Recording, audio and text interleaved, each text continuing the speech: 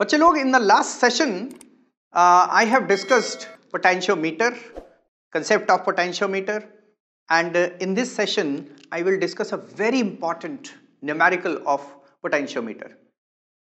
Remember, I will discuss one numerical only.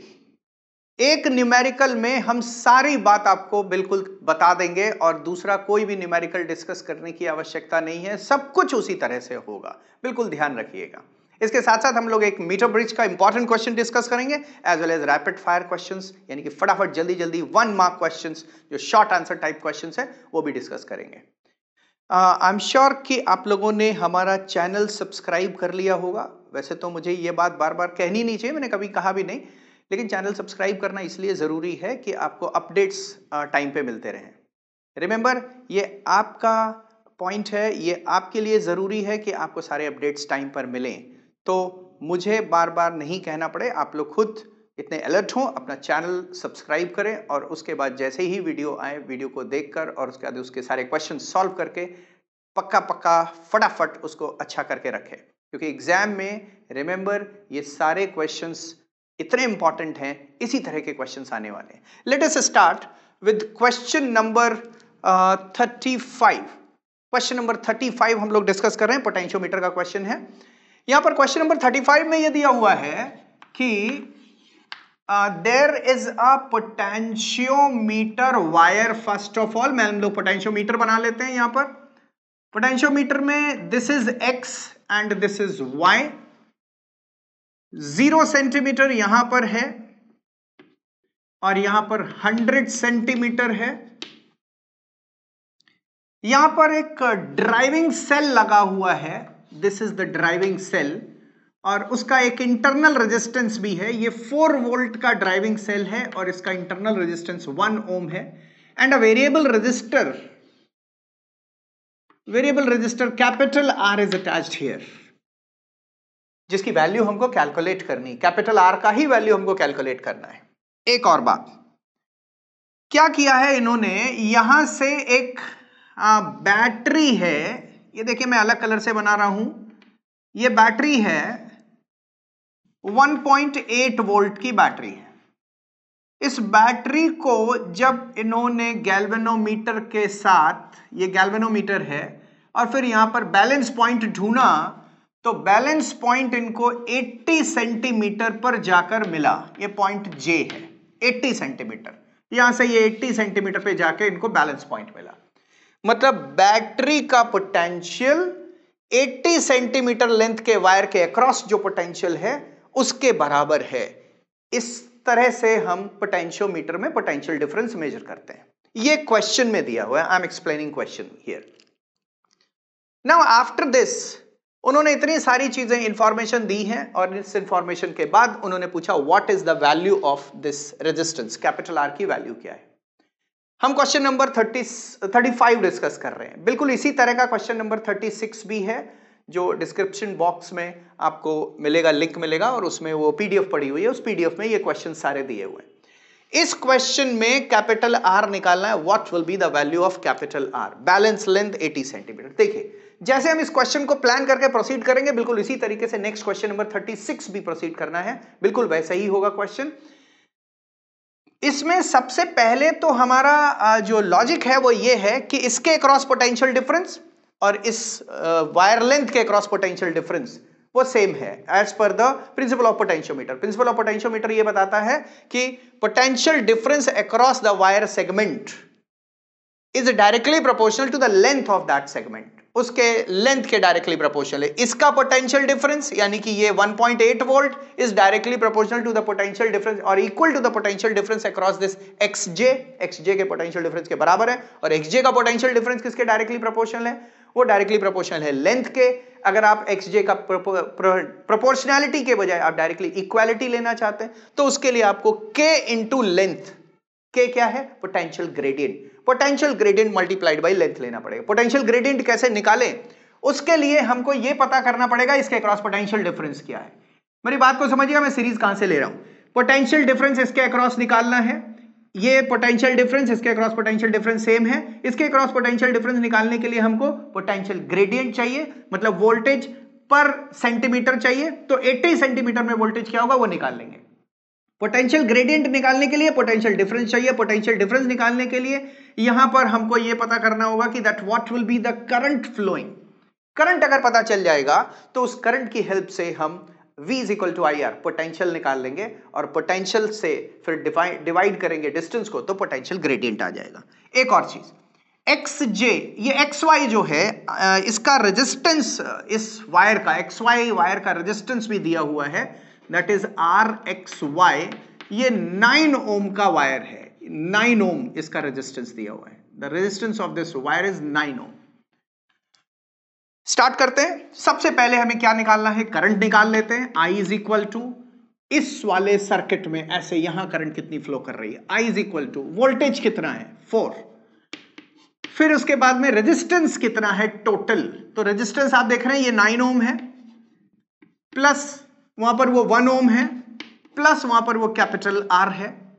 So this is 4 upon 9 plus 1। V is equal to, I is equal to E upon capital R total resistance. So 9 plus 1, so this is coming out, that is 4 upon 10 plus R। ये current हो गया है। Current के बाद resistance across XY, RXY के across resistance दिया हुआ है 9 ओम। पोटेंशियल अक्रॉस XY कितना हो जाएगा, that is I into RXY, that is equal to ये 9 ओम RXY की वैल्यू और I की वैल्यू ये है, तो ये हो जाएगा 4 into 9 divided by 10 plus R। 4 into 9 divided by 10 plus R, ये हमारा आ गया पोटेंशियल। पोटेंशियल के बाद में हम निकालने जा रहे हैं potential gradient, which is equal to delta V XY divided by length XY। What is length XY? 100 centimetre. So your answer here will be 4 into 9 divided by 10 plus R into 100। ये आ गया potential gradient. What is potential gradient? That is voltage पर centimetre. Voltage पर centimetre इतना है, तो इतने centimetre का voltage, 80 centimetre का वोल्टेज क्या होगा? That voltage will be 1.8। That means V is equal to V XJ will be equal to 80 centimetre multiplied by K, यानी कि potential gradient 80 centimetre multiplied by K। That means यहां पर देखिए ये 1.8 है, and this is equal to 80 multiplied by potential gradient is 4 into 9 divided by 10 plus R multiplied by 100। बहुत simple calculation होगा, सब कुछ कट जाएगा। R की वैल्यू कैलकुलेट करेंगे 6 ohm. The value of R is comes out to be 6 ohm. Very simple. फिर से एक बार देख लीजिए, क्वेश्चन में हमने क्या प्लान किया है। क्वेश्चन में कैपिटल R निकालना है। कैपिटल R निकालने के लिए उन्होंने बैलेंस लेंथ भी दे दी है, उन्होंने पोटेंशियल डिफरेंस भी दे दिया है। जिस बैटरी का पोटेंशियल डिफरेंस मेजर करना है वो पोटेंशियल डिफरेंस भी बता दिया उन्होंने, 1.8 वोल्ट है, उन्होंने बैलेंस लेंथ भी बता दी। इसलिए क्योंकि उन्होंने कहा ये तुम निकालो, बाकी सब हम बता देते हैं। रेजिस्टेंस यहां पर जो लगा हुआ है सर्किट में वो निकालना है, तो उसके लिए हमको क्या करना पड़ेगा कि सबसे पहले यहां पर हम करंट निकालेंगे। हर क्वेश्चन में यही करना पड़ता है, ये ध्यान रखिएगा। सबसे पहले यहां पर करंट निकालिए। करंट निकालने के बाद में फिर इसके अक्रॉस पोटेंशियल डिफरेंस निकालिए। वो कैसे आएगा? V is equal to I into R। Potential difference आ गया, उसके बाद में पोटेंशियल ग्रेडियंट निकालिए। वो कैसे निकालेंगे? K is equal to potential difference divided by length. Length मालूम है आपको, 100 सेंटीमीटर लेंथ है। Potential difference divided by length, वो पोटेंशियल ग्रेडियंट आ गया। मतलब क्या आया? पोटेंशियल पर सेंटीमीटर आ गया, पोटेंशियल डिफरेंस पर सेंटीमीटर। पोटेंशियल डिफरेंस पर सेंटीमीटर मालूम है, तो 80 सेंटीमीटर का पोटेंशियल डिफरेंस कितना होगा वो निकाल लिया, और वो होना कितना चाहिए? 1.8 वोल्ट। 1.8 वोल्ट को इक्वेट कर दिया पोटेंशियल डिफरेंस से, कैपिटल R की वैल्यू आ गई। नेक्स्ट क्वेश्चन में आप देखेंगे, क्वेश्चन नंबर 36 में वहां पर वैल्यू ऑफ कैपिटल R दिया हुआ है, कैपिटल R की वैल्यू दी हुई है, और शायद वहां पर वो कह रहे हैं बैलेंस लेंथ निकाल दीजिए। जितनी चीजें दी होंगी उसमें से दूसरे क्वेश्चन में कैपिटल R अगर दिया हुआ है तो हो सकता है वो बैलेंस लेंथ निकालने के लिए कहे। इनमें से जितनी चीजें गिवन है कोई एक चीज नहीं दी होगी, बाकी सारी चीजें निकालने के लिए कहेगा, और इसी तरह से डिफरेंट क्वेश्चंस बनते हैं। I am sure I made me very clear. Question number 35 is over. 36 आप करेंगे, अपने आप सॉल्व करेंगे आराम से, बिल्कुल फटाफट हो जाएगा. Right. Now moving on to the question number 37 which is a very good question of meter bridge. 37th question जो है वो मीटर ब्रिज का क्वेश्चन है. मीटर ब्रिज के क्वेश्चन में क्या है, सबसे पहले तो हम ये जो इसमें सर्किट दिया हुआ है मीटर ब्रिज का वो बना लेते हैं. यहां पर एक ये this is called left gap and this is called right gap. They are saying that right gap unknown resistance X is attached and in the left gap a known resistance 2 ohm is attached. उसके बाद में यहां पर इसका एक driving cell लगा होता है like this. यहां पर there is a battery, galvanometer होता है यहां पर. और उसके बाद में उन्होंने कहा कि इस गैल्वेनोमीटर के थ्रू एक जॉकी पास कर रही है. So this jockey gives balance point. सबसे पहले यहां पर जो बैलेंस पॉइंट आ रहा है वो 40 सेंटीमीटर पर आ रहा है. This is at 0 centimetre, this is at 100 centimetre. यहां से बैलेंस पॉइंट उन्होंने मेजर किया which is coming at 40 centimetre. ये 40 सेंटीमीटर पर बैलेंस पॉइंट आया. Balance point is at 40 centimetre. फिर उन्होंने कहा कि the null point is found at 40 centimetre from the left gap. What resistance should be connected to X so that the null point is shifted to 50 centimeter from the left end of the wire. Left end of the wire से 50 centimetre shift हो जाए. X में क्या attach किया जाना चाहिए, कितना resistance X यानी कि राइट गैप में कितना रेजिस्टेंस इसमें कनेक्ट किया जाना चाहिए. ध्यान रखिएगा कि सबसे पहली बात तो ये कि अगर इधर से ये 40 सेंटीमीटर है तो इस साइड से ये जो पॉइंट J होगा जॉकी वाला, ये पॉइंट J इस साइड से 60 सेंटीमीटर पर होगा. ये बात आपको समझ में आनी चाहिए. दूसरी चीज, resistance is equal to rho L by A. So resistance is directly proportional to length. जहां पर रेजिस्टेंस का रेशियो ले रहे हैं वहां पर हम लेंथ को भी डायरेक्टली ले सकते हैं. यह ध्यान रखिएगा. बैलेंस पॉइंट कहां पर मिलेगा, जहां पर गैल्वेनोमीटर में कोई करंट फ्लो नहीं करेगी. अगर गैल्वेनोमीटर में कोई करंट नहीं फ्लो कर रही है इसका मतलब यहां पर बैलेंस्ड व्हीटस्टोन ब्रिज की कंडीशन फॉलो हो रही है. This resistance R1 upon R2 will be equal to R3 by R4. R1 कितना है 2 ओम, R3 कितना है, R1 कितना है 2 ओम और R2 की वैल्यू 40 सेंटीमीटर लेंथ के टर्म्स में लिखिए, क्योंकि resistance rho L by A लिखने के बजाय सीधे लेंथ के टर्म में 40. R3 की वैल्यू X है तो R4 की जगह पर हम क्या लिखेंगे, that is 60 centimetre. So how we deal. सबसे पहले उन्होंने कहा 40 सेंटीमीटर है. So by condition of Wheatstone bridge, condition of Wheatstone bridge वो फॉलो होता है यहां पर, that is R1 upon R2 is equal to R3 by R4. R1 की वैल्यू यहां पर देखिए ये 2 ओम दी हुई है, लेंथ यहां पर यूज होगा 40 is equal to X divided by 60. This will get cancelled. X की वैल्यू यहां पर सॉल्व कर रहे हैं तो 3 ओम वैल्यू ऑफ X आ रहा है. अब उन्होंने कहा कि यहां पर X में क्या अटैच करें कि बैलेंस पॉइंट आपका कहां पर आने लगे, 50 सेंटीमीटर पर. बैलेंस पॉइंट 50 सेंटीमीटर पर आता है तो इसका मतलब जॉकी को आगे की तरफ शिफ्ट करना पड़ेगा. जॉकी आगे की तरफ शिफ्ट करने का मतलब कि इधर वाली लेंथ 60 से रिड्यूस होके 50 आ जाएगी, 50 इधर हो जाएगी, 50 उधर हो जाएगी. मतलब ये वाली लेंथ जो है वो रिड्यूस हुई. रिड्यूस होने का मतलब कि यहां पर जो भी रेजिस्टेंस लगाया गया है वो रेजिस्टेंस भी रिड्यूस हुआ होगा, तभी इसका रेशियो सेम आएगा. याद रखिए यहां पर 50 हो गया तो इधर का रेजिस्टेंस यहां पर इंक्रीज हुआ, शिफ्ट हुआ इधर की तरफ, और इधर का रेजिस्टेंस यहां पर डिक्रीज हुआ. ये रेजिस्टेंस डिक्रीज कब होगा, जब यहां पर आप कोई रेजिस्टेंस लगाएंगे. कोई रेजिस्टेंस यहां पर लगाने से अगर इधर रेजिस्टेंस डिक्रीज हो रहा है तो जाहिर सी बात है कि वो पैरेलल में कनेक्शन हुआ होगा. क्योंकि यहां देखिए क्वेश्चन में बड़े चालाक हैं, वो बताते नहीं है कि यहां पर एक्सटर्नल रेजिस्टेंस जो X के साथ लगा रहे हैं वो सीरीज में लगा रहे हैं या पैरेलल में. आप ये देखिए अगर इधर की लेंथ डिक्रीज हो रही है मतलब रेजिस्टेंस डिक्रीज हो रहा है, पैरेलल में लगाइए. अगर इधर वाली लेंथ इंक्रीज हो रही है मतलब रेजिस्टेंस इंक्रीज हो रहा है. यहां X प्लस सीरीज में रेजिस्टेंस लग जाएगा। अभी यहां पर 50 सेंटीमीटर हो जा रहा है, पहले 60 था, 50 हो जाएगा, इसका मतलब रेजिस्टेंस डिक्रीज हो रहा है, पैरेलल में कनेक्शन है। तो पैरेलल में कनेक्शन है, तो अब यहां पर इसका इक्विवेलेंट क्या हो जाएगा, that is R equivalent will be equal to X R divided by R plus X. ये आर कौन सा है, ये एक्स्ट्रा रेजिस्टेंस जो लगाया गया है, इसके साथ देखिए ये एक्स्ट्रा रेजिस्टेंस हम पैरेलल में लगाएंगे आर। तो ये आर इक्विवेलेंट की वैल्यू आ गई, एक्स की वैल्यू हमने यहां पर कैलकुलेट कर ली है 3 ohm, so 3R divided by R plus 3 या 3 प्लस आर। मतलब ये समझिए कि फिर से हम वैल्यूज लिखने जा रहे हैं, व्हीटस्टोन ब्रिज फिर से अप्लाई करने जा रहे हैं, 2 ओम डिवाइडेड बाय 50 सेंटीमीटर। इधर पर कितना है, इधर पर रेजिस्टेंस ये है, that is 3R upon R plus 3, और ये भी कितना हो गया 50 सेंटीमीटर।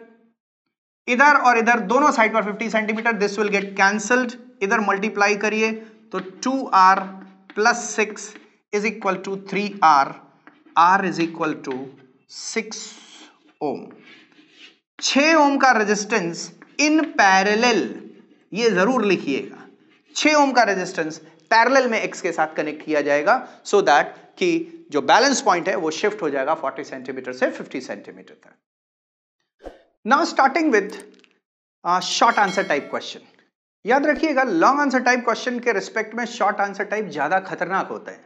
खतरनाक इन द सेंस ये होता है कि शॉर्ट आंसर टाइप क्वेश्चन या तो आपको आता होगा या फिर आपको नहीं आता होगा, क्योंकि उसमें कोई ऑप्शन नहीं होता है। लॉन्ग आंसर टाइप क्वेश्चंस में ऑप्शंस दिए होते हैं। आप देखिए 5 मार्क्स के क्वेश्चन जितने भी होंगे उसमें तीनों क्वेश्चन में आपको ऑप्शंस दिए होंगे, यहां कोई ऑप्शन नहीं होता है। सो ये प्रिपरेशन को शो करता है कि आपकी प्रिपरेशन कितनी अच्छी है। So short answer type questions की अच्छी प्रैक्टिस करिए। नेक्स्ट इज क्वेश्चन नंबर 38 है, और right the relation between the coulomb and ampere. Coulomb और एम्पियर के बीच में रिलेशन आपको दिखाना है। Question number 38, as we know that current I is equal to Q upon T, so Q will be equal to IT. That means 1 coulomb will be equal to 1 ampere second. 1 ampere second. 1 coulomb is equal to 1 ampere second. This is the relation between coulomb and ampere. यानी कि coulomb और ampere के बीच में relation Q is equal to IT से निकल आया। Question number next is 39।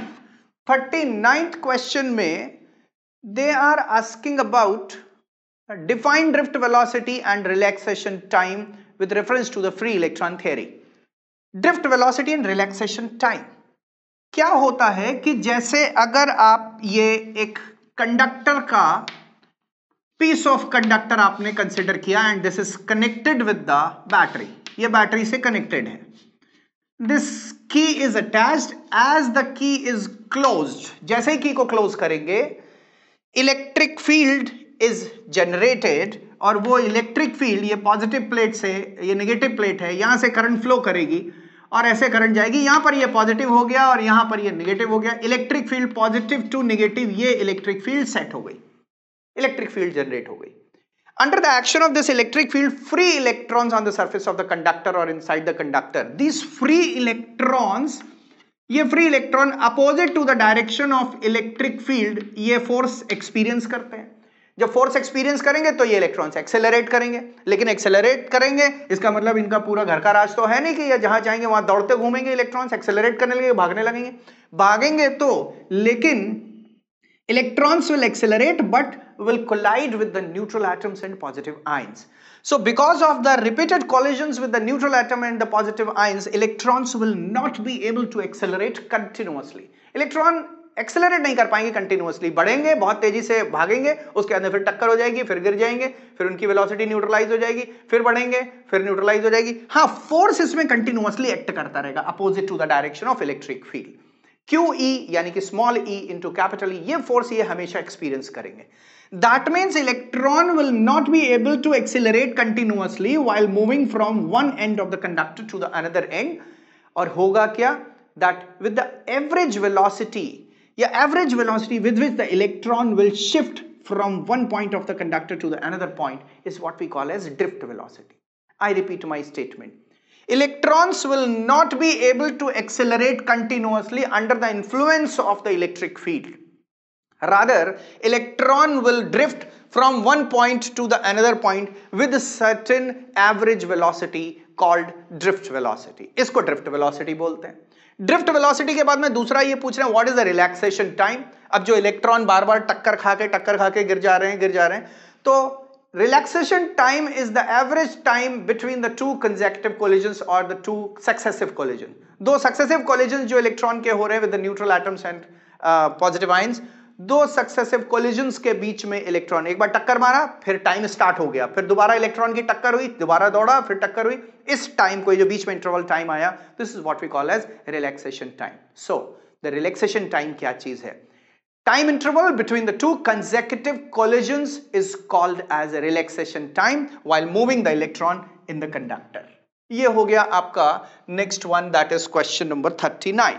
Moving on to the question number 40. Question number 40. Question number 40 में ये कह रहे हैं 40, a current I flows through the metallic wire of radius small r and the free electrons in it drift with velocity vd. Calculate the drift velocity of the free electrons through the wire if the same material having double the radius when the same current flows through it. Current same रहेगी, radius double कर दिया जाए तो drift velocity क्या होगी? पहले देखिए drift velocity vd थी जब करस्पॉन्डिंग रेडियस स्मॉल r था, इसका क्रॉस सेक्शनल एरिया a था. करंट रहेगी कांस्टेंट. करंट क्या होती है? NEAVD. ये करंट का फॉर्मूला है. इसका डेरिवेशन हम लोगों ने मेरे ख्याल से सेशन नंबर 1 में ही इसका हमने डेरिवेशन आपको एक्सप्लेन किया था. फर्स्ट वीडियो में इसका डेरिवेशन एक्सप्लेन किया था. NEAVD and this current will remain constant. ये कांस्टेंट रहेगा. तो ड्रिफ्ट वेलोसिटी के लिए क्या रहेगा? That is I upon NEA. means this drift velocity is inversely proportional to cross sectional area. मतलब ये कहें कि this drift velocity will be inversely proportional to pi r square. मतलब this drift velocity is inversely proportional to 1 upon r square. If the radius is doubled, then drift velocity will becomes half. Square लगा हुआ है ना? Radius is doubled, then drift velocity, new drift velocity Vd prime will becomes Vd by 4 as radius r prime becomes twice of r. 1 upon 4 times हो जाएगा. So drift velocity will becomes Vd by 4. Now moving on to question number 41. अब आप देखिए question number 41 में ये कह रहे हैं कि potential difference V exist copper wire. एक कॉपर वायर है जिसका लेंथ L दिया हुआ है, उसके अक्रॉस पोटेंशियल डिफरेंस V है. उसके बाद में उसका डायमीटर स्मॉल d दिया हुआ है. उन्होंने ये कहा कि how will the drift velocity affected if the V is double. मतलब वोल्टेज जो लगाया गया उसको डबल कर दिया गया, तो कैसे ड्रिफ्ट वेलोसिटी इफेक्ट करेगी. उसके बाद में लेंथ को डबल कर दिया गया और उसके बाद में डायमीटर को डबल कर दिया गया. देखिए ड्रिफ्ट वेलोसिटी का फॉर्मूला सबसे पहले क्वेश्चन नंबर 41 है. ये drift velocity Vd is equal to small e tau capital E divided by small m. क्योंकि यहां पर वोल्टेज की बात कर रहे हैं तो इलेक्ट्रिक फील्ड को वोल्टेज में कन्वर्ट करके लिख दीजिए.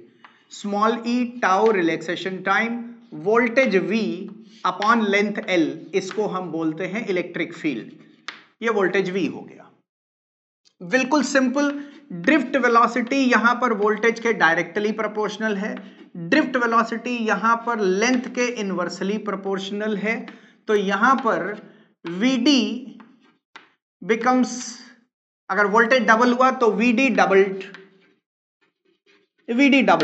यहां पर अगर लेंथ डबल हुआ तो वोल्टेज क्या हो जाएगा? इनवर्सली प्रोपोर्शनल है तो हाफ हो जाएगा drift velocity. So drift velocity becomes half. ये देखिए बोर्ड एग्जाम में लिखने का तरीका है, ऐसे ही आंसर लिखते हैं. ये हमने फॉर्मूला लिखा, ये हमने बताया डायरेक्टली प्रोपोर्शनल है और ये हमने ऐसे बता दिया. After this if the diameter is doubled, diameter double होने का मतलब कि रेडियस डबल हो जाएगी. रेडियस डबल होने का मतलब जैसे यहां पर अगर हम ये कहें कि I is equal to current I जो होता था वो NEAVD होता था. NEAVD तो यहां से VD की वैल्यू अगर आप देखेंगे तो VD इज इक्वल टू हो जाएगा I अपॉन NEA। अब आप देखिए diameter doubled, small d diameter, hence radius will also be doubled. अगर रेडियस डबल हुई तो क्रॉस सेक्शनल एरिया क्या हो जाएगा? 4 टाइम्स हो जाएगा। क्रॉस सेक्शनल एरिया 4 टाइम्स हुआ। आप रेजिस्टेंस को देखें, रेजिस्टेंस क्या होता है? R is equal to rho L by A। Resistance जो होता है R is equal to rho L by A। तो आप देखिए क्रॉस सेक्शनल एरिया अगर आपने 4 टाइम्स किया तो रेजिस्टेंस 1/4 टाइम्स होगा। रेजिस्टेंस 1/4 टाइम्स होगा। किसी भी चीज का रेजिस्टेंस घटता है तो करंट बढ़ जाती है। रेजिस्टेंस 1/4 टाइम्स होगा तो करंट 4 टाइम्स हो जाएगी। तो हो क्या रहा है यहां पर, इसके डबल करने से क्रॉस सेक्शनल एरिया 4 टाइम्स हो रहा है, करंट भी 4 टाइम्स हो रही है, और दोनों मिलाकर यहां पर इसमें भी ये 4 टाइम्स हो जा रहा है, 4 टाइम्स, और करंट भी 4 टाइम्स हो जा रही है। दोनों कैंसिल हो जाएगा। That is why this drift velocity remains constant. Drift velocity constant रहेगी, ड्रिफ्ट वेलोसिटी चेंज नहीं होगी। एक और बहुत सिंपल चीज है, ड्रिफ्ट वेलोसिटी के फॉर्मूले में कहीं पर भी क्रॉस सेक्शनल एरिया या रेडियस नहीं आ रहा है। तो जब क्रॉस सेक्शनल एरिया या रेडियस नहीं आ रहा है तो यहां पर इस फॉर्मूले के हिसाब से drift velocity will remain constant. So on doubling the diameter of the wire the drift velocity will remain constant. Now question number 42 क्या कह रहा है कि there are 2 resistances R1 and R2, 400 ohm और 20 ओम के। They are connected in parallel with the battery. 2 resistances R1 and another resistance R2, they are connected in parallel with the battery। Battery का potential मान लेते हैं V है। तो आप ध्यान रखिएगा जो बैटरी का पोटेंशियल है वही इसके क्रॉस पोटेंशियल होगा, वही इसके क्रॉस पोटेंशियल होगा, पोटेंशियल सेम होगा। फिर उन्होंने कहा कि that power if the heating power developed in R1 is 25 watt, find the heating power developed in R2। 25 watt R1 से power developed है, P1 is equal to 25 watt। This is we are discussing question number 42। So what will be the value of P2? Remember, voltage दोनों में same रहेगा तो voltage के terms में ही power का formula लिखिए। वैसे पावर का फॉर्मूला तो V इंटू आई भी होता है, पावर का फॉर्मूला तो I स्क्वायर R भी होता है, और पावर का formula V square by R होता है। We will prefer this formula, V square by R। Power is inversely proportional to the resistance, so what we write that P2 by P1 is equal to R1 upon R2।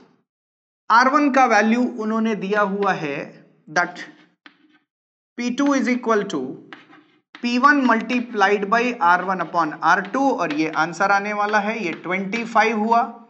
इसमें R1 की value 400 है, यहां पर इसकी value 20 है, will get cancelled, और ये 500 what आ रहा है। मतलब P2 पावर जो है this is 500 what. I am sure कि आपको ये फॉर्मूला सिलेक्शन समझ में आया होगा, क्योंकि पैरेलल में वोल्टेज सेम होता है, इसलिए पावर के लिए V square by R formula.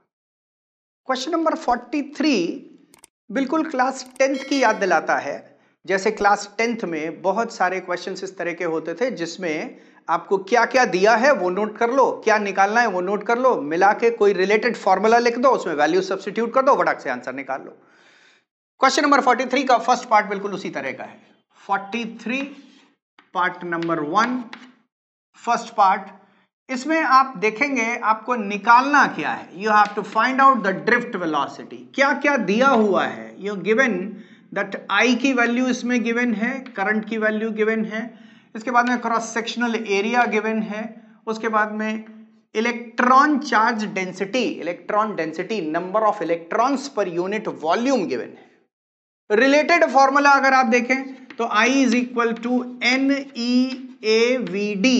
NEAVD, VD की value that is I upon NEA। सब कुछ बढ़िया है। Number of electrons, current and all, मैं आपको वैल्यू पढ़ के बताता हूं। करंट 5 एम्पियर यहां पर दी हुई है। इसके बाद में नंबर ऑफ इलेक्ट्रॉन्स पर यूनिट वॉल्यूम जो दिया है वो 2 × 10⁻28 मीटर क्यूब पर मीटर क्यूब दिया हुआ है। एक चीज जिसमें आपको यूनिट कन्वर्ट करना पड़ेगा वो है इसका cross sectional area, 1 millimetre square. So if the cross sectional area is given 1 millimeter square, तो इसको 1 into 10 to the power -3 और इसका स्क्वायर कर दीजिए ऐसे, ये आएगा मीटर स्क्वायर। सो जब इसको मीटर स्क्वायर में कन्वर्ट करके उसके बाद ड्रिफ्ट वेलोसिटी की वैल्यू निकालेंगे, तब आपकी ड्रिफ्ट वेलोसिटी vd का वैल्यू मीटर पर सेकेंड में कैलकुलेट होके आएगा, and which is the metre पर सेकेंड में वैल्यू जो आ रहा है that is comes out to be 1.56 into 10 power -3 meter per second.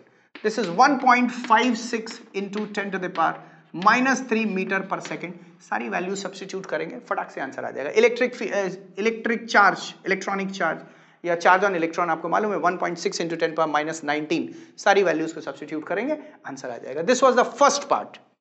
Moving on to the next part, that is second part of this question. Second part में यह दिया हुआ है कि electric bulb rated 250 volt and 750 watt. 250 volt 250 volt bulb का और 750 what लगाया गया है। ये रेटेड है, ये इसके ऊपर प्रिंट किया होता है। बल्ब के ऊपर आप देखेंगे उसका पावर लिखा होता है, जैसे 700 वॉट का बल्ब, 500 वॉट का बल्ब, 100 वॉट का बल्ब, वैसे यहाँ पर 750 वॉट का बल्ब है। 250 वोल्ट यानी कि 250 वोल्ट जब आप लगाएंगे तो 750 जूल एनर्जी पर सेकेंड इससे रिलीज होगी in terms of heat and light. ये प्रिंट किया होता है, और वो कब, जब आप 250 वोल्ट लगाएंगे। इन्होंने कहा कि 250 वोल्ट मैंने लगा दिया, अब आप बताइए how much current is flowing. तो दिस इज गिवन पावर, ये पावर दिया हुआ है, and this is voltage. Current जब निकालनी है तो P is equal to V into I होता है, so I will be equal to P upon V, that is equal to 750 divided by 250 which is comes out to be 3 ampere. ये पहली बात हो गई, करंट निकल आया। उसके बाद में दूसरा ये कैलकुलेट कर रहे हैं what is the resistance of the filament of the bulb. Bulb के फिलामेंट का रेजिस्टेंस क्या है, यहां से वो भी हम निकाल सकते हैं। कैसे? That is P is equal to V square upon R, V square upon resistance capital R। यहां से आप कैपिटल R की वैल्यू V स्क्वायर, वोल्टेज 250 का होल स्क्वायर है into 250 divided by that is power is given 750। This is cancelled, 25 3 हो गया, और finally answer आ रहा है this is 83.3 ohm. The next is 83.3 ohm. That will be the resistance of the filament of the bulb. I'm sure कि आपको बात समझ में आ गई होगी। रेटेड वैल्यूज जो दी होती है उसमें से दो चीजें कैलकुलेट की जा सकती हैं, जैसे वोल्टेज दिया है, पावर दिया हुआ है, 250 वॉट 250 वोल्ट और 750 वॉट का बल्ब है, तो उसमें how much maximum current can flow. तो वो maximum current can flow that is 3 ampere, and what is the resistance of the filament that is calculated by V square by R वाले फॉर्मूले से, that is 83.3 ohm. Now moving on to the next question, that is question number 44। 44 में ये दिया हुआ है कि current I is flowing in this transection. ये इस तरह का वेरिएबल क्रॉस सेक्शनल एरिया का वायर है, इसमें करंट I फ्लो कर रही है। सो जो करंट एंटर हो रही है और जो करंट आउटपुट है, that current is same. I current flow कर रही है, this and is A and this and is B। Now what will be the effect in the drift velocity when the current moves from end A towards end B? As we know that I is equal to NEAVD, तो हम ये कहेंगे कि drift velocity VD is equal to I upon NEA, मतलब VD is inversely proportional to cross sectional area. Cross sectional area decreases, that means drift velocity increases. Cross sectional area A से B तक जा रहे हैं तो decrease हो रहा है, that means cross sectional area at point A is greater than cross sectional area at point B, so the drift velocity at point A will be smaller than the drift velocity at point B. That means increases from A to B. क्या increase हो रही है? Drift velocity. ये बिल्कुल छोटा सा question, 1 number का question, फटाक से सॉल्व हो गया। Question number 44, now the next question is question number 45 और वो ये कह रहे हैं right the relation between current density J, conductivity sigma and electric field E. So J is equal to sigma vector E, vector form of Ohm's law. मैं पहले ही बता चुका हूं इसलिए इसको बार बार फटाफट करना चाहिए, बार बार डिस्कस करने की जरूरत नहीं है. Moving on to question number 46, that is define current density. Write an expression which connects current density with the drift speed. Current density that is J, which is equal to current per unit cross sectional area. Current flowing per unit cross sectional area is called as current density. This is also we have already discussed. Relation हमको लिखना है, ये है question number 46.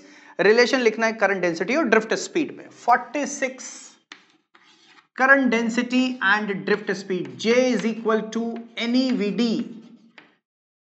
मैं एक बार फिर से revise करा देता हूं. Q is equal to NEVD T. फिर एक T गायब कर दीजिए. I is equal to NEVD. फिर उसके बाद में A और गायब कर दीजिए. J is equal to I upon A होता है. A और गायब कर दीजिए. लास्ट में आ गया NEVD. Q is equal to NEVD T. I is equal to NEVD. J is equal to NEVD. Final. तो ये करंट डेंसिटी का रिलेशन हो गया. इसके बाद में अगला पूछ रहे हैं कि 47 a wire of resistivity rho is stretched uniformly so that the length becomes 4 times. Length उसकी 4 टाइम्स हो जा रही है. एक अजीब सा मजाक है इस क्वेश्चन में. उन्होंने कहा एक वायर को खींच के उसकी लेंथ 4 टाइम्स कर देते हैं. वायर कॉपर का था, कॉपर वायर को खींच के उसकी लेंथ 4 टाइम्स कर दी. अब वो जब हमने लेंथ उसकी खींच के 4 टाइम्स करी तो कॉपर का वायर कैसा हो गया? क्या वो एल्यूमिनियम का वायर बन गया, या लेंथ को खींच के बढ़ा देने से क्या वो स्टील का वायर बन गया? वायर तो अभी भी कॉपर का है. अगर अभी भी कॉपर का वायर है तो रेजिस्टिविटी अभी भी वही रहेगी, because resistivity is a material property. Material change होगा तो रेजिस्टिविटी चेंज होगी, या फिर अगर टेम्परेचर चेंज होगा then resistivity will change. So the resistivity will remain same. वो कंफ्यूज कहां से कर रहे हैं? रेजिस्टेंस. हाँ, रेजिस्टेंस चेंज होगा. Resistance will depend on length, resistance will depend on cross sectional area. So resistivity will remain same. This is about question number 47. Moving on to the next question, that is question number 48, और वो कह रहे हैं define electrical conductivity of the material, give its SI unit. Electrical conductivity, and this is question number 48. 47 हमने आपको बता दिया. Resistivity remains same. Same, doesn't change. Material property. Question number 48. Conductivity. Conductivity is reciprocal of resistivity. Reciprocal of resistivity is defined as conductivity. ये conductivity की definition हो गई. उसके बाद में वो जानना चाह रहे हैं what is the SI unit of conductivity. Conductivity की एसआई यूनिट क्या है? सो यूनिट के लिए हमने कहा कि ये कंडक्टिविटी है और ये 1 अपॉन रेजिस्टिविटी है. रेजिस्टिविटी के लिए देखिए R इज इक्वल टू क्या होता है? Rho L by A. R is equal to rho L by A. So 1 upon rho देख रहे हैं हम. 1 upon rho that will be equal to L upon A और resistance. L upon A resistance. So 1 upon rho की value आ रही है. L is what? Meter. A is what? Meter square. And this is what? Ohm. So 1 upon rho की unit क्या होगी? 1 upon ओम metre. 1 upon ओम metre.